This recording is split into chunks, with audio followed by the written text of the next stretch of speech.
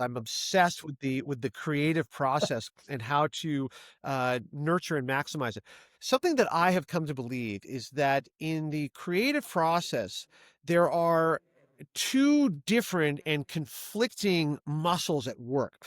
One of them is what I call the generative capacity, and this is when you are brainstorming, you're riffing, you're coming up with ideas, you're shotgunning ideas, and at its peak, you feel like a popcorn machine, just abundantly creating in every direction. And this is what writers love. Yeah. We love feeling like we're in flow, we're generating abundantly. The other faculty that we must apply is the critical faculty, because in fact, if all you have is generation, for one thing, you have insufficient form. You have kind of Yes.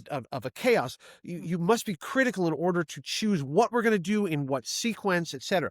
But there's even more to the critical process. We have to ask ourselves, wait a minute, that idea that we love so much, has that been done before? Is that original or is that hackneyed?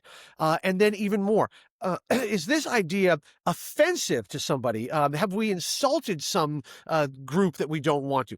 Now, notice the more you get into these concerns about originality or cultural sensitivity, for example, the more your creative side will shut down. It will appropriately shut down. Yes. I use the one of cultural sensitivity because that's one where there are high stakes. If I tell what I think is a funny joke and it's racially insensitive, that's the end of my reputation. Okay. Exactly. So once you get into high stakes criticism, the generative side shuts down protectively. We've got to be Yes. safe. We don't dare generate. The problem for most of us as creative people is that we are trained principally in the critical side. Everything in school is about the criticism. You take a class in literature. You are not taught to generate literature. You're taught to criticize it, to compare it. It's Even true. comparison is a critical faculty. As a result, most young people I know who want to be writers, they're highly intelligent by the time they get out of college. Their critical faculty is this gigantic muscle over here.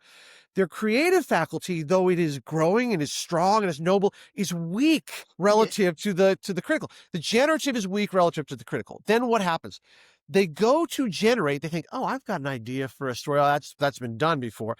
Oh, you know what might be interesting? Now, wait a second. Somebody's going to hate that." They can't generate because the critical faculty is shutting them down. The solution to that is to separate the two out.